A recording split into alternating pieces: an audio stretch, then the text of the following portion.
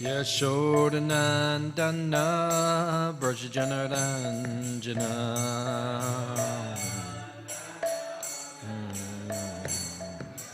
Yashodanandana Brajajanaranjana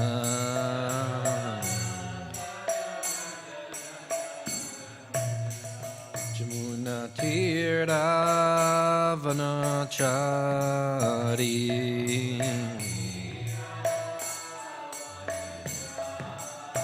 Jamuna Tiravanachari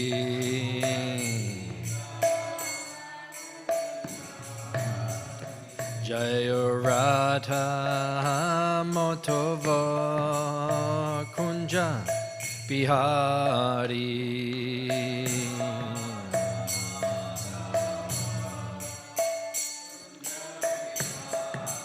Jayo Radha Madhava Kunja Bihari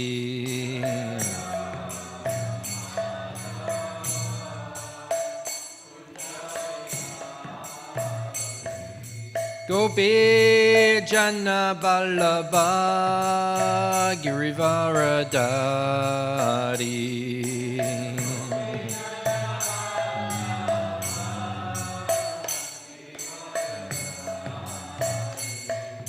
Gopi Jana Vallabha Girivaradari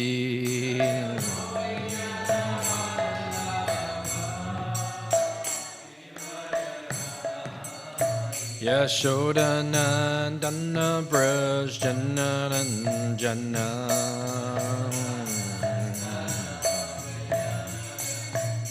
Yashodanandana Brajajanaranjana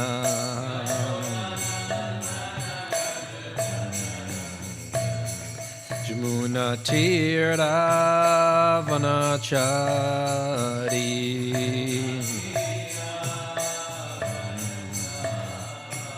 Jamuna Tiravanachari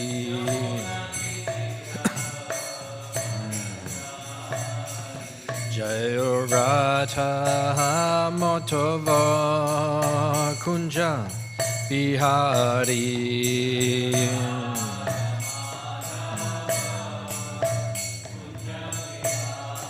Hey Radha Madhava Kunja Bihari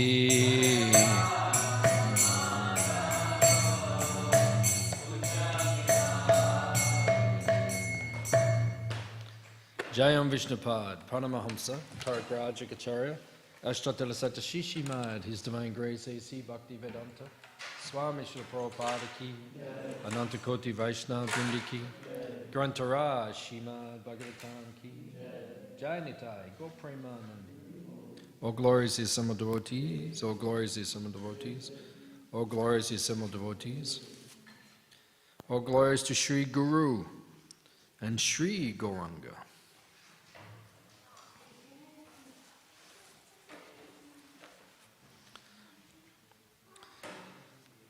Narayanam namaskritya naram cheva narottamam devim saraswatim vyasam tato jayam udirayat. Om namo bhagavate vasudevaya. Om namo bhagavate vasudevaya. Om namo bhagavate vasudevaya.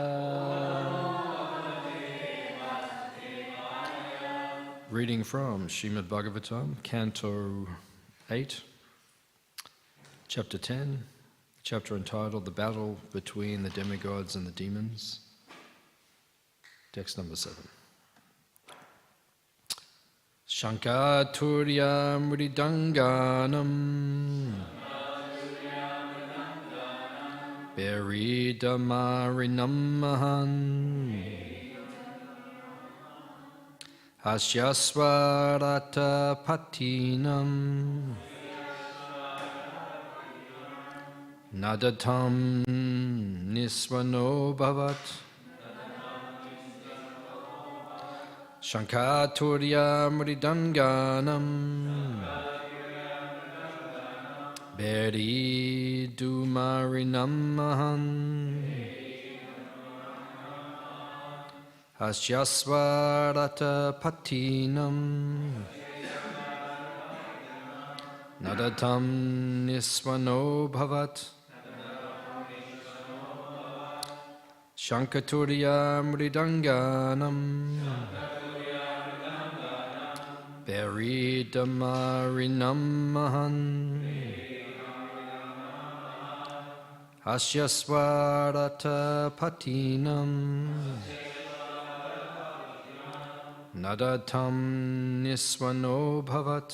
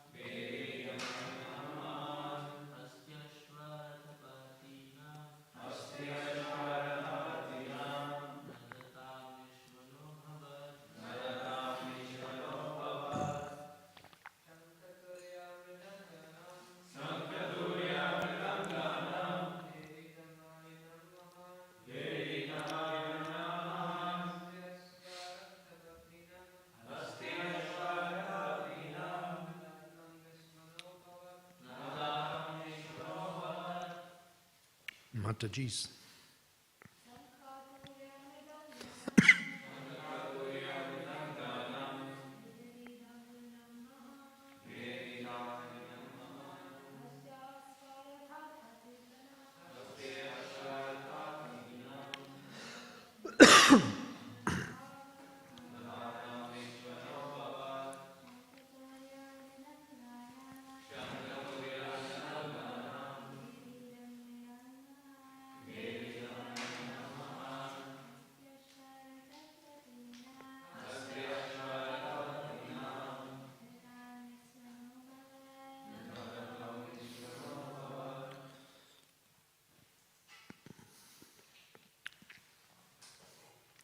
Shankha of conch shells, Turiya of big bugles, Bridanganam, end of drums, Peri of bugles, Damarinam of kettle drums, Mahan, great and tumultuous, Hasti of elephants, Ashwa of horses,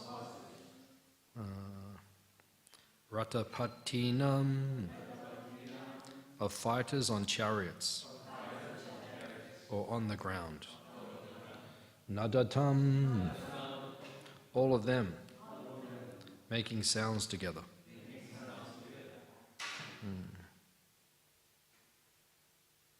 Niswana, a tumultuous sound. Abhavat, so became. Translation and purport by His Divine Grace, well actually no purport. Translation by His Divine Grace, A.C. Bhaktivedanta Swami Śrīmad Bhāgavatam. The sounds of the conch shells, bugles, drums, berries, and dummaries, kettle drums, as well as the sounds made by the elephants, horses, and soldiers, who were both on chariots and on foot, were tumultuous. Translation, responsively. The sounds of the conch shells, bugles, drums, berries, and dummaries, the kettle drums, as well as the sounds made by the elephants, horses and soldiers, who were both on chariots and on foot, were tumultuous. Omagyan Timarandasya Gananjana Shalakaya Chakshuran Militam Jena Chasmai Shri Gurave Namaha Shri Chaitanya Manobishtam Stapitam Yena Bhutale Swayam Rupa Kadamayam Dadati Swa Patantikam Vancha Kalpata Rubhyascha Kripa Sindhubi Evacha Patitanam Pavanebhyo Vaishnavebhyo Namo Namaha Jai Shri Krishna Chaitanya Prabhu Nityananda Shri Advaita Gadadha Srivasadi Gaura Bhaktivinoda Hare Krishna Krishna Krishna Hare Hare Hare Rama Ram Rama Hare Hare.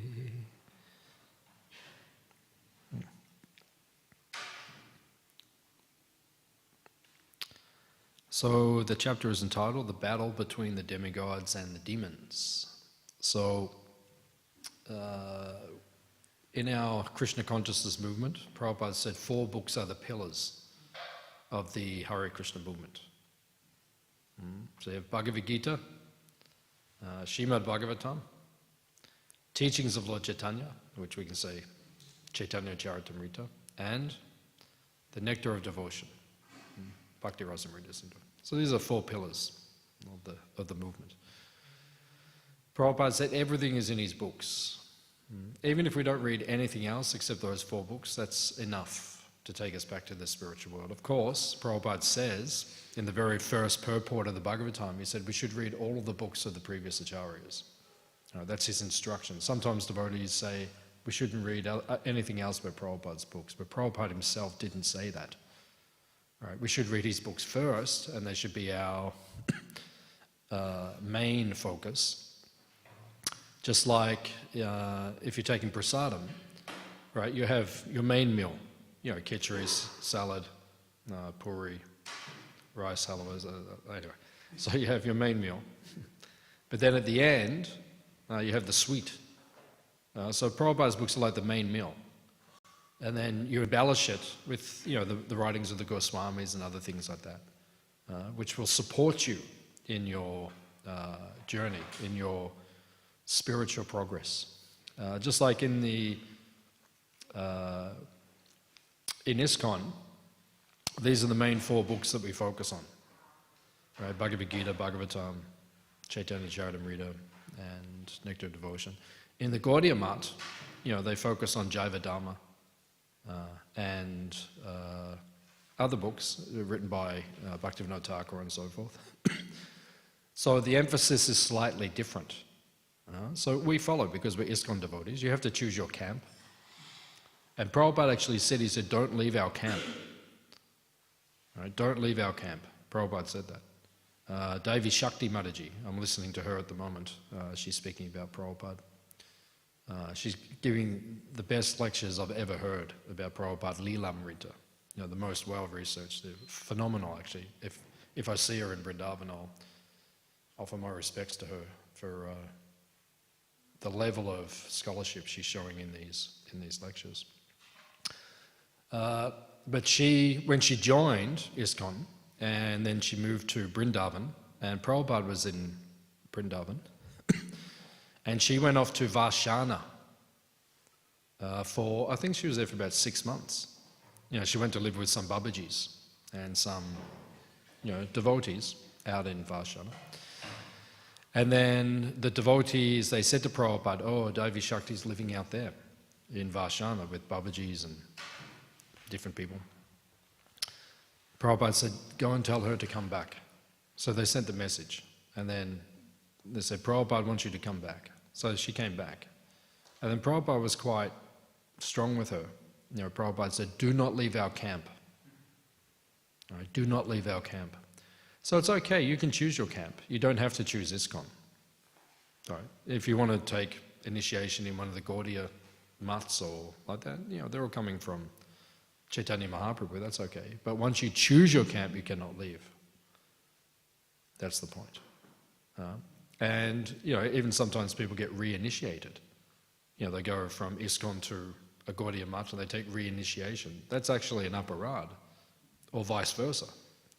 You take initiation in the Gaudiya Math with one of the, sannyasi, one of the gurus, and then you come across the ISKCON, take re-initiate, that's also an aparad. It's an aparad to reject the guru. So once you've chosen, you have to choose very carefully, that's all. But once you choose, you don't leave the camp. So in our camp, we focus on the books that Prabhupada gave us. Because Prabhupada gave us that, and we've chosen ISKCON, so these are our books. Like in the Gaudiya Math, the tradition is during Mataji. Yeah. If you want to sit down, otherwise, yeah. In the Gaudiya Math, during the Kartik period, Kartik Math, which is coming up, they study the Bhajana Rahasya. Right? That is the focus for the month, which I also do. I've also done, studying the Bhajana Rahasya. Because Prabhupada said we can study the books of the previous acharyas, right? But we have to do that in alignment with his books. You don't just go off and just start studying something else. But in ISKCON we have our particular focus, which we study. So the Bhagavad Gita is foundational. That's why Prabhupada gave us 4 degrees in ISKCON, which all the devotees should take in due course of time.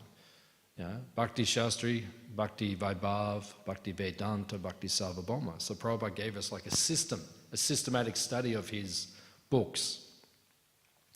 We have to study his books systematically. Prabhupada says that in the introduction to the Bhagavatam. He says we should study the Bhagavatam categorically because it's spoken in a particular order, right? And if you study it carefully, there is a theme which is developed as you go through. And then Prabhupada says if you study it categorically, then when you get to the 10th canto of the Bhagavatam, what is the 10th canto called? Samambonam, which is, there's 10 subject matters in the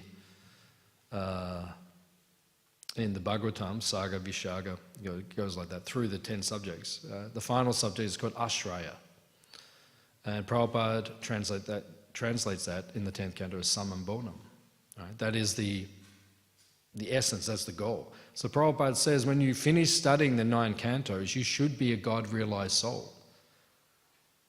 You should realize God, so that when you go into the 10th canto, you understand Jamma Kama Chime Divyam, you understand the transcendental nature of Krishna's pastimes. Because not everyone will understand Krishna's Leela appropriately. Even when Shukadeva Goswami was speaking to Maharaj Parikshit, the Bhagavatam, and then he spoke the 10th canto, and he got to the rasa dance at the end of the 10th canto. In the 10th canto, when he got to the rasa lila, at that time, when he got to the rasa lila, he noticed, Shukadeva Goswami noticed some of the sages were smirking. Like, okay. Krishna is now dancing with gopis. So they weren't elevated enough actually to understand, even the sages of at that time who had come to hear the Bhagavatam spoken between Shukadeva Goswami and Parikshit Maharaj. Not everyone was qualified to hear it, right? They needed to go back and re-study it again and realize. So when you get to the 10th canto, you understand the transcendental nature of Krishna's Leela, right? It is not mundane. So that's why we have to study everything systematically. That's why Prabhupada gave us a systematic approach to studying his books. So, the Bhagavad Gita is part of the Bhakti Shastri, which is the beginning. Hands up if you've got your Bhakti Shastri degree. Good. Yeah, a few devotees, that's good. We should get our Bhakti Shastri degree. And then when you meet someone, you can say, my name is B.S. Bhakti Shastri. Just like Prabhupada says, Prabhupada's title is Bhaktivedanta Swami. So you can say Bhakti Shastri such and such das.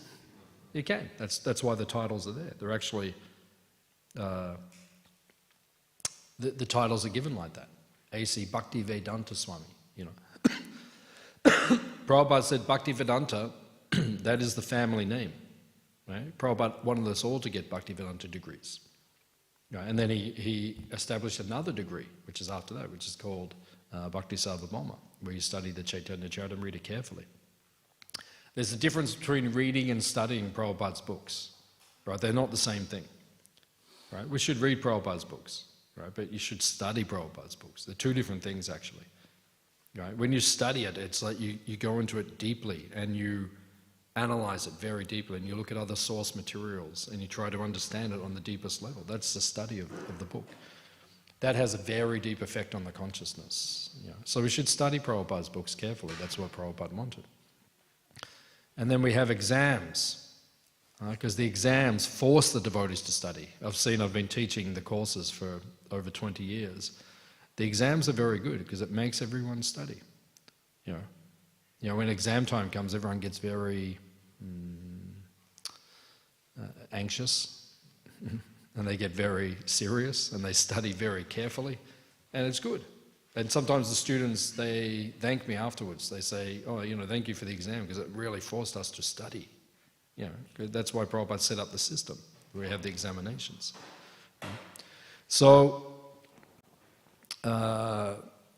we study the Bhagavad Gita, which is part of the Bhakti Shastri, and everything that is in the Bhagavad Gita is expanded upon in the Śrīmad Bhāgavatam.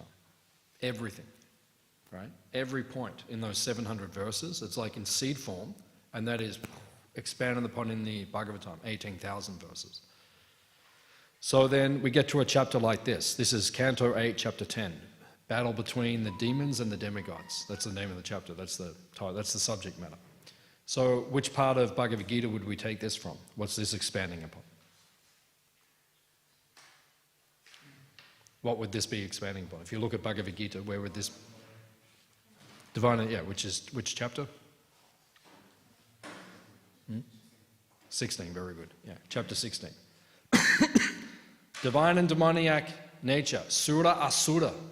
The whole world is made of these two, Sura and Asura.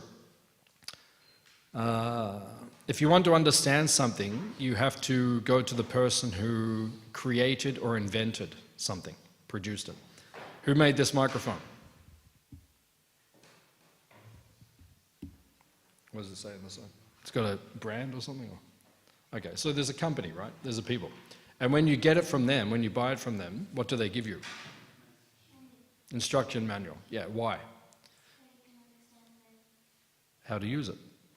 Yeah, so you can understand how to use it, how it works, right? How not to break it, right? Have you ever broken something because you didn't read the instruction manual? Hands up. One person, two people, three. So 3 honest people in the room, right? Sometimes they break. I've done it before. I put something in there and I broke it. Oh my God. Went back to the instruction manual. Oh, you're supposed to do it like this. Right? That's why we have instruction manual. So we can understand things properly. So Krishna gives us the instruction manual, right? How this world is developed, what it is like, right? And this world is made up of 2 sets of people, divine and demoniac, Sura and Asura. So in Satya Yuga, it is explained, right? We're in the 4th Yuga now, the age of Kali, right? So in the Satya Yuga, it is explained that the demons and the devotees, the Suras and the Asuras, the demigods and demons, they lived on the different planets, and that's what's being described now. This is like Satya Yuga time, because they're on different planets. And you hear that they fly from planet to planet to battle with each other. Right? Then you go to Treta Yuga, and you hear Ramayana, right? And then you hear the Sura and the Asura, they're on different countries. Right? So you've got Rakshasa, Asura, living in Sri Lanka, right? And then in Bharat, Vasha, and then you've got the devotees, the Suras, right? So they're in different countries. And then in Mahabharata, which is in Dwapara Yuga, then you have the Suras, the Asuras, and the different families. Right? So you have Kaurava, right? Duryodhana and the family who are Asura. and then you have Pandava, different families, so separated. And then you have Kali Yuga, and the Sura and the Asura in the same body, right? Same inside of us, right? We have Sura. Sura means we like to serve Krishna. And then you have Asura, which means, right, you don't like to serve Krishna, right? Sometimes I wake up in the morning, when I wake up, I say, who is there? Who's there? Is it Sura or Asura? Who is there today? Is it the one who wants to serve Krishna or the one who wants to enjoy separately from Krishna? Who is there? Right? I don't do it so much now, but I used to do it. I used to wake up and say, who's there? Which consciousness is there today? Is it the one who wants to serve Krishna or the one who doesn't want to serve Krishna? Even in the dreams, when you're asleep, right? Sometimes Sura dream, sometimes Asura dream. In the last 3 days, I've had both dreams. Last 3 days. One dream, I was with Shivaram Swami and devotees and New Brajdam in Hungary, and nice dream. Sura dream, devotee dream. Other dream, I won't tell you what happened. Because not appropriate for Bhagavatam, but this was Asura dream. Last 3 days. Yeah? Actually, one guru in our movement, he said, every morning when I wake up, I'm an atheist. I wake up in the morning, don't even want to serve Krishna. Then I have to say, hey, you're a devotee, hit the mind. Come on, Mangalati, let's go. Right? Get out of bed. Go and take bath, right? Start chanting your japa, Hare Krishna, beat your mind. Get rid of this asura inside your mind, beat your mind. In the morning, with a stick. In the afternoon, with the slipper, chappal, hit your head. You ever seen devotees do this? I've never seen it, I've heard. Apparently some devotees hit themselves like, Hare Krishna, Hare Krishna, Hare Krishna. It's not literal. Doesn't mean you literally do it. It just means, when you're chanting, it means you're beating your mind. Bring your mind under control. So it means, in Kali Yuga, in the same body, you have devotee and demon. So then, how do we destroy the demon that's inside of us? This is told in Chaitanya Mangala. You know Chaitanya Mangala? By Lochan Das Thakur, right? The most famous books are Chaitanya Charitamrita, Chaitanya Bhagavat, and then probably the third most prominent is Chaitanya Mangala by Lochan Das Thakur. Everyone should read it. It's a very powerful book. I read it when I was preparing to teach the Chaitanya Charitamrita. I was reading Chaitanya Mangala. Very powerful book. There's a nice pastime in Chaitanya Mangala that Narada, he travelled to Goloka, Vrindavan. Goloka, because he was in Puri and he was speaking to Lord Jagannath. And he was praying, Kali Yuga has come. How will the conditioned souls be delivered? They're so fallen in Kali Yuga. Everyone has forgotten Krishna. Right? Even, I've been listening to Devi Shakti Mataji speak about 1965, 1966. Prabhupada went to New York and he was in Dr. Mishra's studio, yoga studio. And there's one lecture, you can listen, one of the earliest recorded lectures of Prabhupada. Prabhupada was so brilliant, he started recording his lectures in 65, 66. He was so brilliant. He understood, his desire of what was coming. He was so, if you listen to everything he was doing, even in 65, 66, he had a vision, which didn't really start to escalate until about 68, actually. It wasn't like everything just went for Prabhupada. It was a battle, setback after setback after setback. People were not helping. And he was trying everything to get this movement started. So there's one lecture in the very beginning, which Prabhupada himself organized to get recorded. And Prabhupada said, have you heard of Krishna? He's speaking in Dr. Mishra's yoga studio. Have you heard of Krishna? The whole room is silent.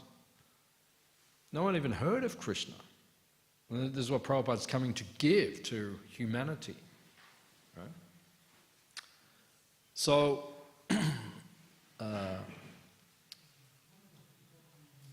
in Kali Yuga, everyone has forgotten Krishna. So Narada says to Lord Jagannath, how will... Lord Jagannath says, go to Goloka. Go to Goloka Vrindavan. There you'll get the answers. So Narada plays his Veena and goes to Goloka. He can do this. You hear Narada, he travels. Prabhupada said transcendental spaceman. Right? Oh, he just goes up. So he goes to Goloka. When he gets to Goloka, there's an Abhishek. Do you like Abhishek ceremonies? Yeah, devotees like it, Abhishek ceremonies. The Lord likes it. The Lord enjoys it. He enjoys. You know, when the Lord's standing there and we're pouring all the different juices, especially in Mayapur when you see the Panchatattva, it only happens, how often they do it? Every 5 years or so? Yeah, every 5 years or so they do a big one. I was there in 2005 when they did the second one. 2004 they installed Panchatattva, and then 2005 they did it again because, you know, devotees missed it.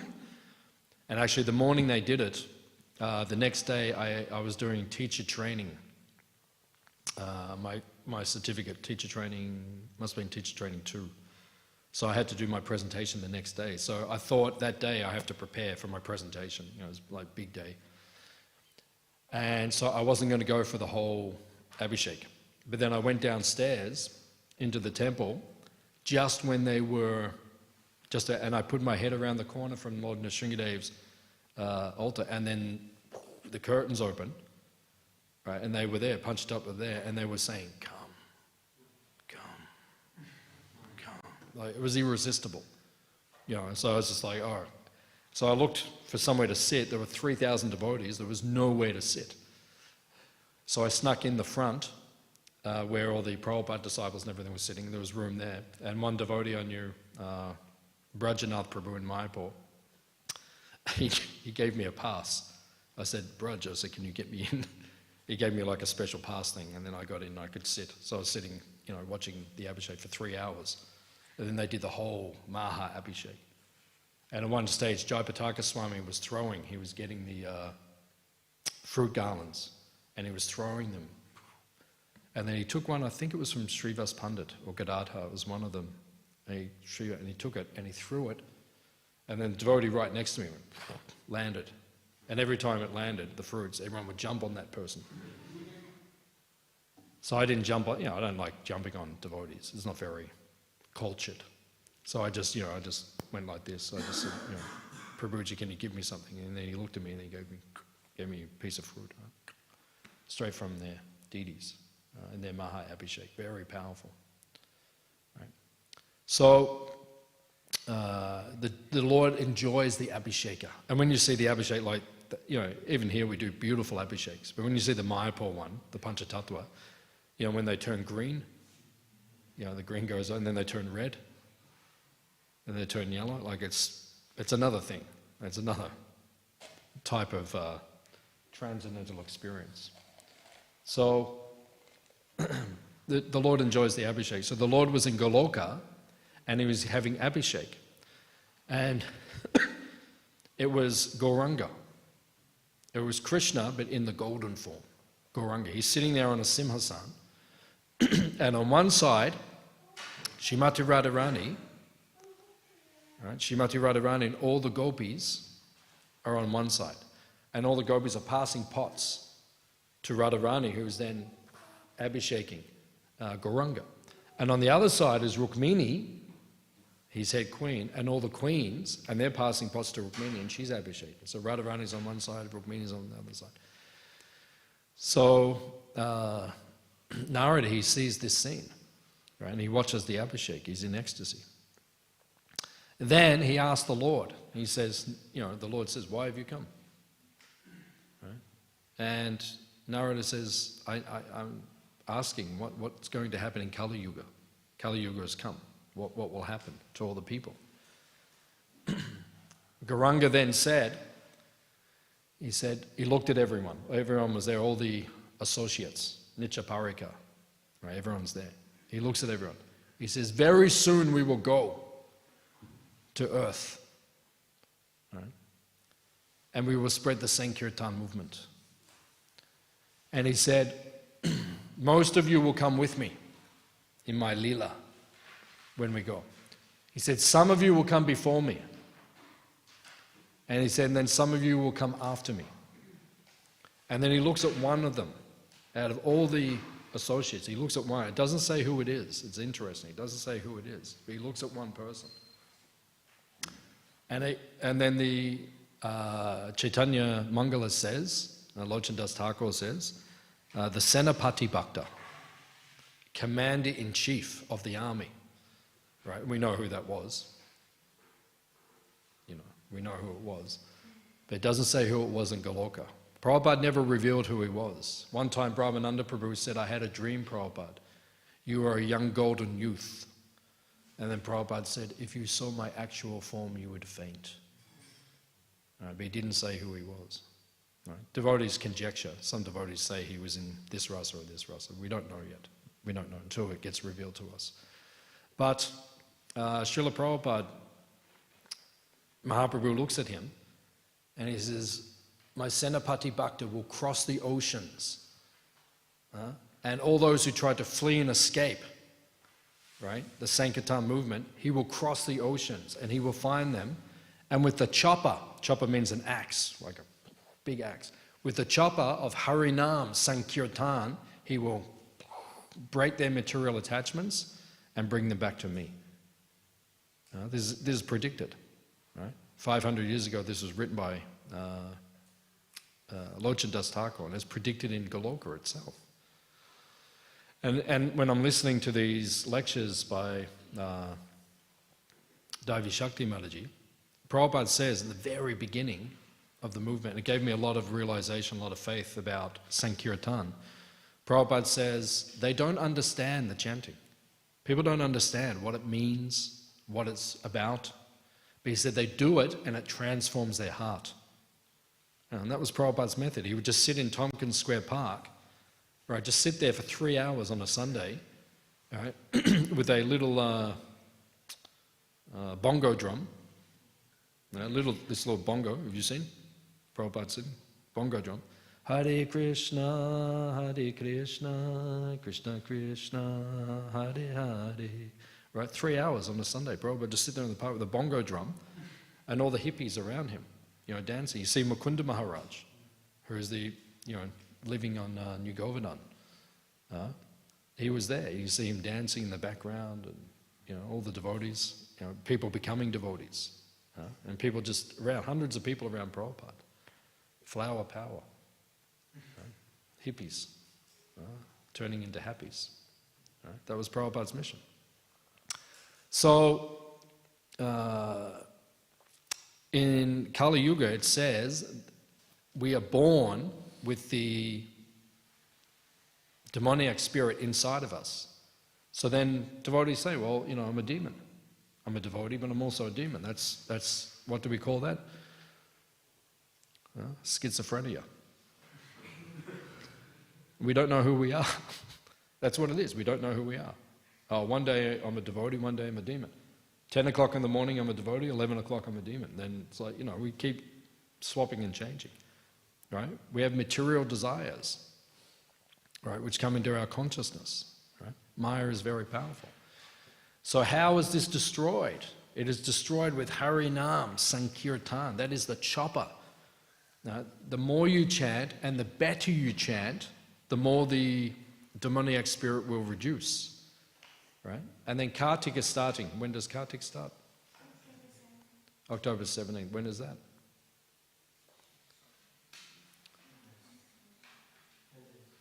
Very good. Which day is it? Next Thursday? Is it?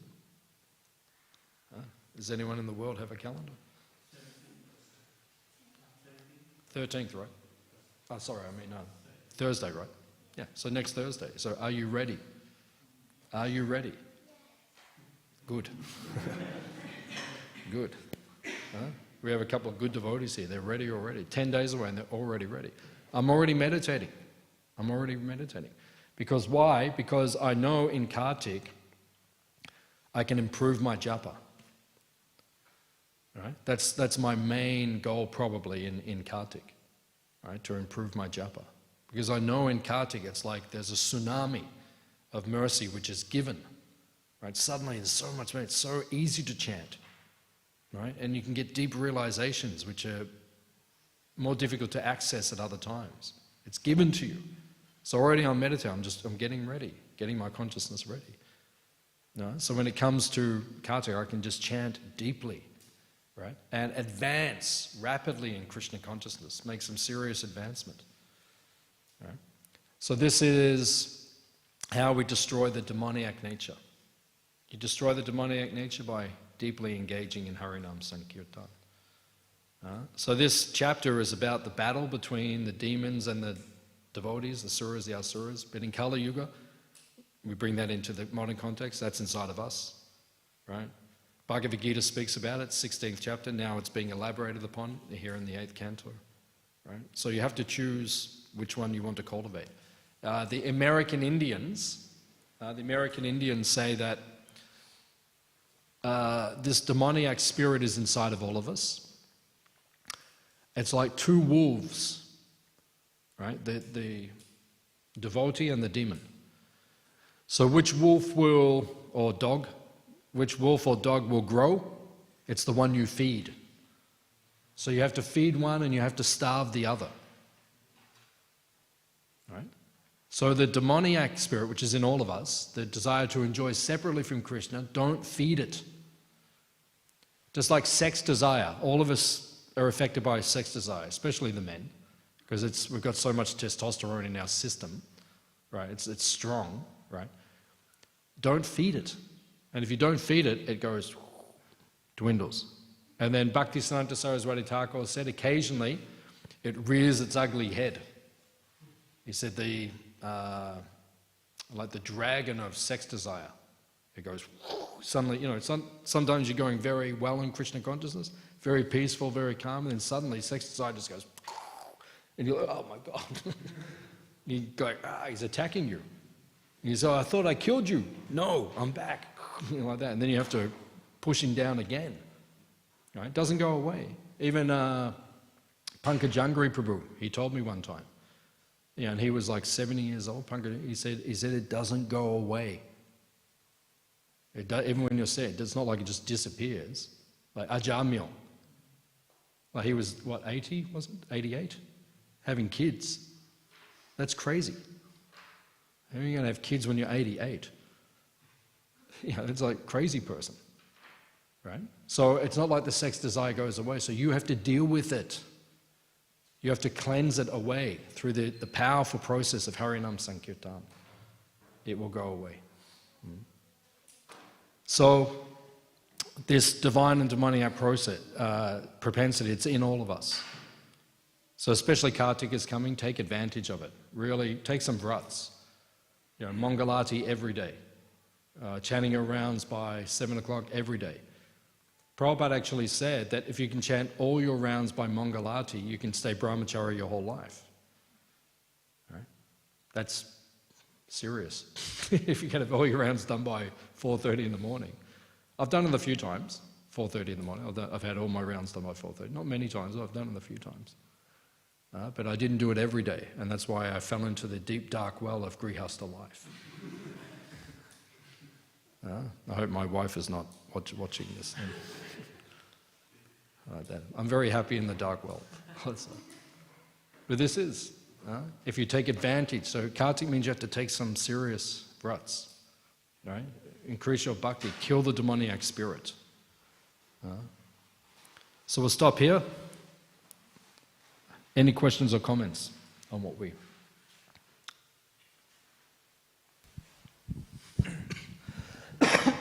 Hare Krishna, thank you, nice class. I'm just curious, so I've heard that Kali Yuga, it doesn't just pertain to our Earth planet, it actually affects other planetary systems. Whole universe. How does that look for the upper planetary system? For Swagaloka, where the demigods live. Yeah. It's a dark cloud in the corner of the sky. Have you been to Hawaii?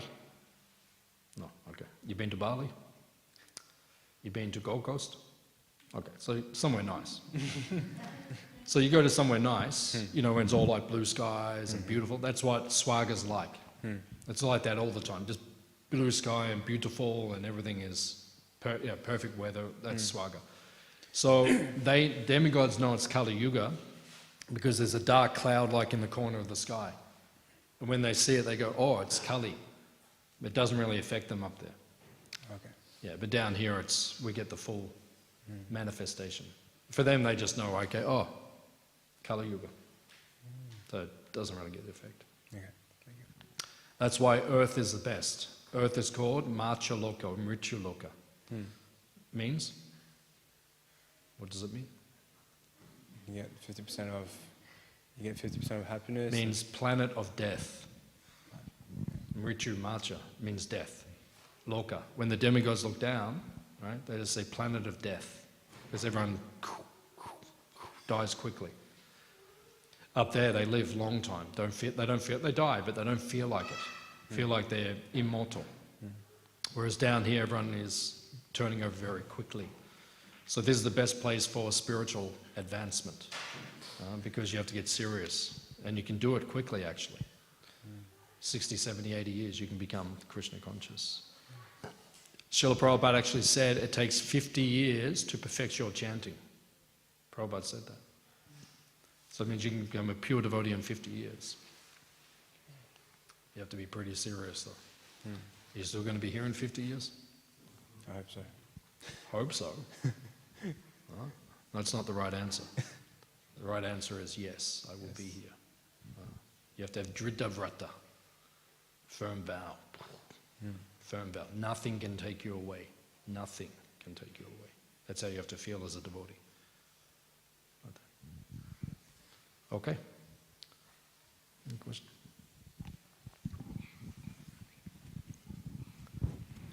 Hare Krishna, Prabhu. Thank you for the nice class. Prabhu, I was reading chapter 16 yesterday, and in verse 19, Srila Prabhupada says, as for the demoniac, they are perpetually put in the womb of demons, and they continue to be demons and envious and the lowest of mankind. So does that mean they will always be stuck as demons and not get like a free will to like move out of that? Who are we speaking about? The demons. Just people who are demoniac. Yeah, no, it's not eternal. It's not eternal. It's just something everything is a choice. Like you choose to be a devotee or you choose to be a demon. That's your choice. So if you are acting like a demon, it doesn't mean that has to stay like that. We see many people, they were demons, they became devotees. Right? And even us, like we sometimes, not you because you were a kid and you've been trained properly, but we did some things which were not very nice. We broke the regulative principles, we did all these things. But now we became devotee because we chose to change. So if you're a demon, it doesn't mean you have to stay a demon forever. There's always a chance. Is that okay? Thank you. Okay. Any other question?